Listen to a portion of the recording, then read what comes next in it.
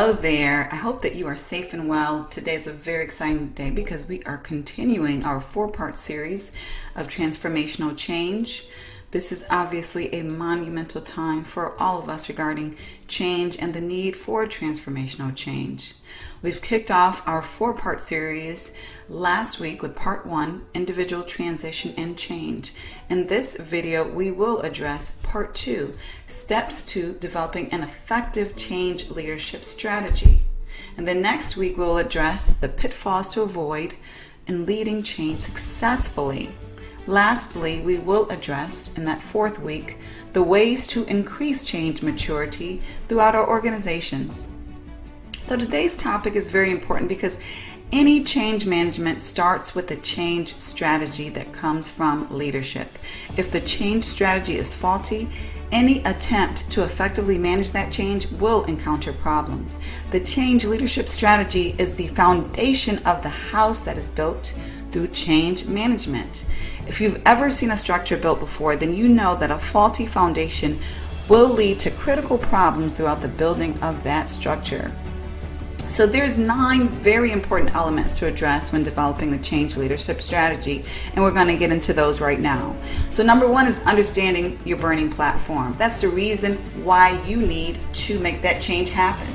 Understand the burning platform and, metaphorically speaking, how much fire really and truly actually exists. The burning platform is the largest reason for the change. It implies that there's serious danger if that change doesn't happen, and that obviously if it does happen, it's going to be significant benefit.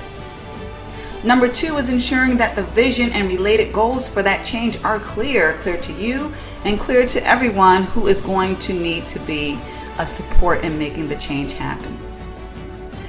Borrowing from the wise words of Kotter, there are certain checklists that are needed to ensure that your vision is clear and it makes sense.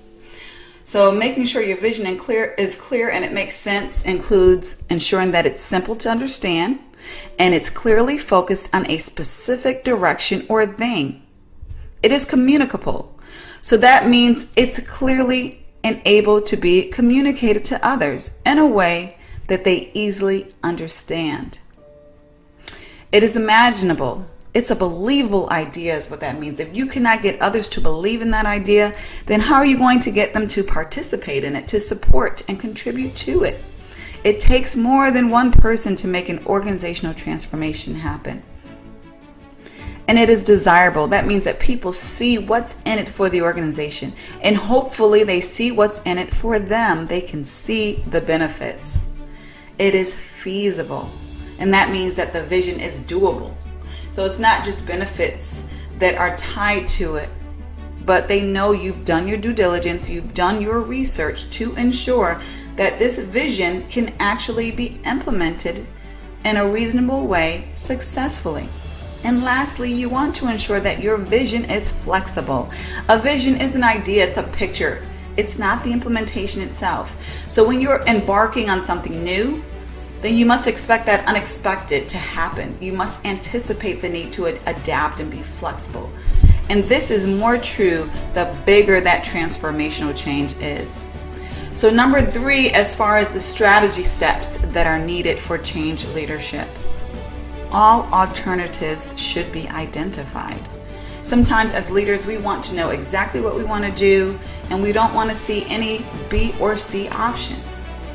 And that's fine if your mind is made up, but you want to be educated on those alternatives. You want to ensure that those alternatives have been vetted and compared to the present vision, compared to based upon costs and benefits. You want to do your due diligence, your analysis to ensure that the organization is truly making the best decision and is prepared to address that inevitable skepticism that will arise with almost any transformational change within an organization.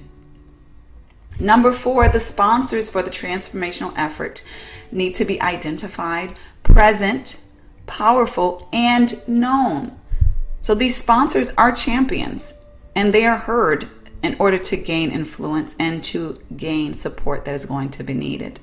For an organization to make a change that affects the entire workforce, sponsors need to lead that change. Those sponsors need to be well respected, have authority within the organization. Such important authority often includes positioning authority, like a COO, for example, financial authority, like a CFO, or a leader with a significant P&L to support. In this sense, the people respect different elements of authority, and that will help to gain the support that is needed, especially from SMEs throughout the organization, and to buy the right resources that will be needed. The presence of the right sponsors in a change effort can and often will make or break the success of a change. Number 5 in change leadership strategies is the potential investment is very clear. So anyone who has led an enterprise-wide organizational change know that the costs and investments required will fluctuate, oftentimes beyond the initial prediction. So this is why the agile approach is often so popular. However, when we do our due diligence, we can often be at least in the ballpark of what the cost will be. We want to ensure that those investments are aligned with the ballpark costs of what the change will require. And of course, contingency resources are always beneficial for anyone leading transformational change. Given that, we want to understand what the investments will be that are going to be necessary for the change to happen. So this includes the time that will be required, how many people will be needed to work on the effort, what technology will be needed to make it happen, and ultimately what money investments will be needed for success. And number 6 is similar to the sponsors. You will need to choose your entire change team very wisely. The team will typically be made of many teams. You will have the project team that are very hands-on, an advisory team who provides that thought leadership. You may want to ensure that you have the right subject matter experts on these teams, executive teams that will serve as governance, ensuring that regulatory issues and alignment with the overall organization strategy is there.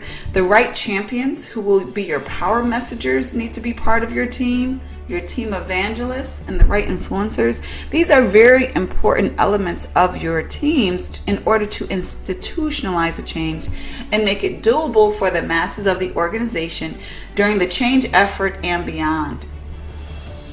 Number 7 in change leadership strategy is you want to ensure that your organization chooses the change approach that is right for your organization. The change approach should honor the values of your organization, not go against them. Does the organization make decisions on a consensus basis or top-down basis? Does the organization operate in a highly centralized or decentralized manner? Does leadership keep information close to the chest, or is it more transparent regarding why things are done and what is being done? Does the organization trust the people with the information up front, or do they typically snowball efforts little by little? Regardless of what is deemed right or wrong, you are going to need to ensure that you're going with the grain of the organization and not against it, unless going against the grain is part of an overall cultural transformation in itself. Number 8, like the approach, timing needs to reflect what is doable within the specific organization, its culture, and capacity. The timing should take the level of change maturity of the organization in consideration. We will talk about organizational change maturity in our next video next week. Right now, you want to consider if the change will be incremental or radical. Now, obviously, less change mature organizations may need more incremental change instead of all at once. You want to decide whether the transformational change is going to be immediately implemented or at a later time. Is this a transformation that needs to be sold for a couple of years before it's accepted, or immediately starting to roll out? Is it going to be rolled out very slow or very fast? Again, the change maturity should inform these decisions. Is the timing going to be flexible and adapt to organizational changes, or inflexible and timelines held regardless of what happens? Some organizations think this way. It's a very difficult way to operate, but this is the cultural values of some organizations. Finally, what will be the tolerance for individual transitioning? How much patience will be given for individuals to adapt attitudes and or new capabilities that will be needed for this transformational direction? These are timing approaches that you want to have clear in your change leadership strategy. And finally, number 9, what assumptions can you make at the front end of the change effort? The more assumptions that you understand about what's going on and what's going to happen, the more prepared you will be. You can make assumptions by doing your research, your due diligence, including benchmarking with similar transformations that have taken place. Some transformations that can inform you may be in-house and others perhaps out-house as far as within other organizations. Some examples of assumptions that you will need to be clear on in your implementation includes, will the business model change or stay the same? Will technology systems change or stay the same? Will processes change? Will departments be reorganized? Will you need to augment your workforce?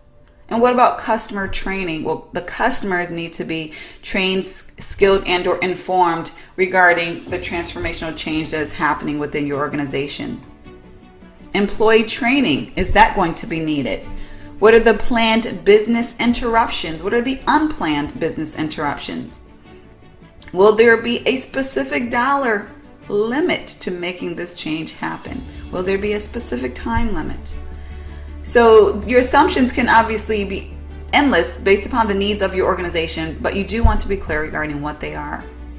So these are the 9 elements that are necessary for a comprehensive, effective change leadership strategy. To learn more about how to bring change to your organization in an effective way, or to explore the change certification programs for your organization and various classes related to that, check out the more information that is available through the link. You can also, of course, always schedule any time with me. Exploratory session is available complimentary through the links that are available as well. I wish you the best on your transformational change. More than likely you are going through one, just because most organizations are right now, if for no other reason due to COVID. Wish you the best. Share this information with anyone who you believe will benefit, whether it's a colleague or a friend, and have a great day. Take care.